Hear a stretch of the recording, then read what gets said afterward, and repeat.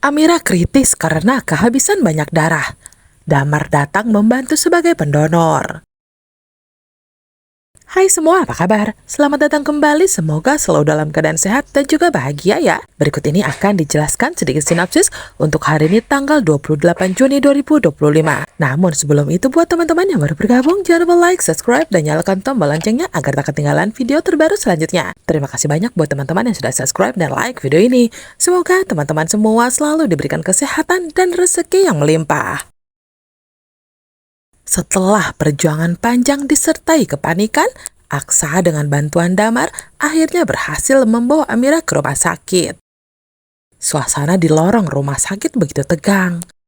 Derap langkah para suster terdengar tergesa saat mereka mendorong ranjang Amira menuju ruang IGD. Tubuh Amira tampak begitu lemah, nyaris tak bergerak, sementara nafasnya begitu berat dan tak beraturan. Aksa menatap wajah pucat istrinya dengan hati penuh kecemasan, seolah hanya bisa berdoa dalam diam agar keajaiban segera datang untuk menyelamatkan wanita yang sangat ia cintai itu. Sesampainya di ruang IGD, dokter langsung sigap menjalankan tugasnya. Suara alat-alat medis berpadu dengan bunyi detak mesin pacu jantung yang bergantian menembus keheningan. Setiap detik berjalan seperti siksaan bagi Aksa, yang hanya bisa berdiri mematung. Matanya tak berkedip menatap proses penyelamatan Amira. Di dalam hati ia diliputi rasa takut yang begitu besar, sekaligus amarah yang membara pada Galang, orang yang membuat Amira harus meregang nyawa seperti ini. Tak lama kemudian dokter keluar dengan wajah tegang dan memberi kabar kalau Amira sudah kehilangan begitu banyak darah. Kata-kata dokter itu bagai petir yang menyambar hati Aksa. Ia bingung, panik dan merasa putus asa harus mencari siapa yang memiliki golongan darah AB untuk menolong istrinya. Damar yang sejak awal berada di sisi mereka tanpa ragu menawarkan dirinya untuk menjadi pendonor. Keputusan itu membuat Aksa terdiam sejenak, menahan rasa canggung yang bercampur syukur. Melihat Damar rela membantu, Aksa pun mengesampingkan egonya. Meski di hatinya pernah ada rasa cemburu karena kedekatan Damar dengan Amira, kini yang terpenting hanyalah keselamatan nyawa sang istri. Setelah suster memastikan Damar cocok sebagai pendonor, proses transfusi darah pun segera dilakukan. Sementara itu, Aksa berdiri di sudut ruangan, menyalahkan dirinya sendiri. Ia merasa andai saja ia bisa lebih cepat atau lebih sigap, mungkin Amira tak akan terbaring selemah ini. Di tempat lain, kabar tentang keadaan Amira akhirnya sampai juga ke telinga Bu Yuni. Hatinya langsung dilanda rasa panik dan sedih yang mendalam. Ia merasa firasat buruknya selama ini ternyata benar adanya. Apalagi Amira masih memiliki bayi kecil yang sangat membutuhkan kasih sayang seorang ibu. Dengan langkah tergesa, Bu Yuni memutuskan untuk pergi ke rumah sakit. Berharap semoga Amira bisa selamat dan tetap bersama keluarga kecilnya. Sementara itu, Galang yang menjadi penyebab luka Amira justru mendatangi rumah Hilda tanpa merasa bersalah sedikit pun. Ia memasang wajah penuh penyesalan, mencoba merayu Hilda agar memaafkan semua kesalahannya. Hilda yang sudah terbuai cinta, hatinya kembali luluh, tanpa menyadari bahwa dirinya hanya dimanfaatkan oleh Galang. Di balik permohonan maafnya, Galang masih menyimpan niat busuk untuk melanjutkan rencana jahatnya. Bagi Galang, Hilda adalah kunci penting untuk meraih ambisinya. Ia menyadari kalau Hilda begitu mudah diperdaya karena cinta.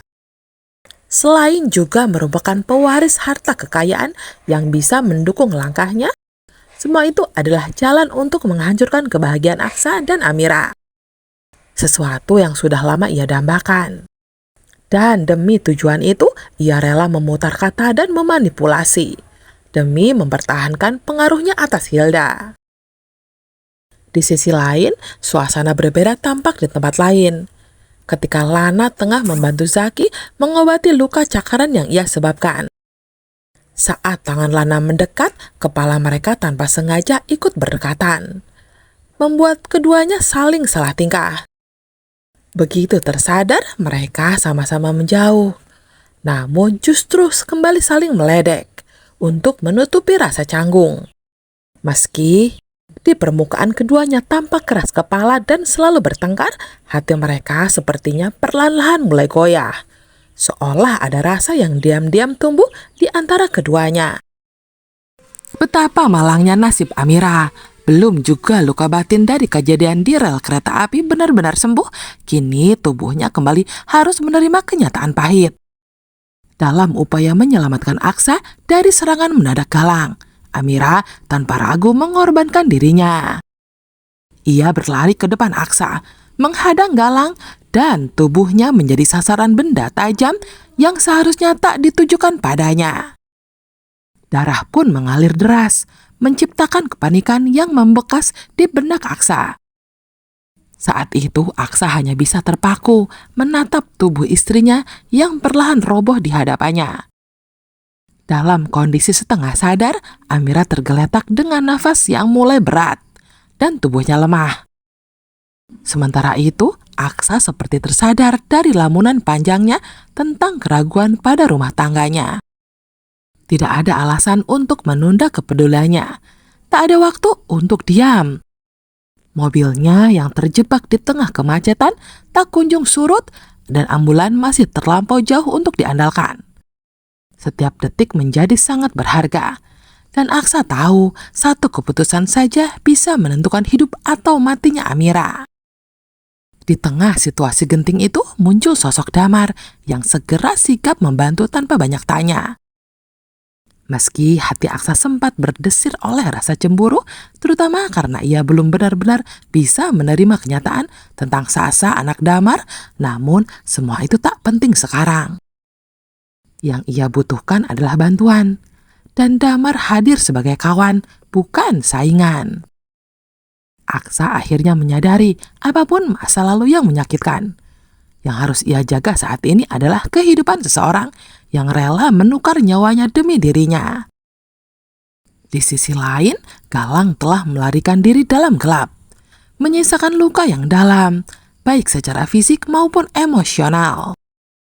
Meskipun ada seberkas penyesalan di wajahnya saat ia melirik darah yang mengalir dari Amira, namun ambisinya yang sakit telah membutakan logika.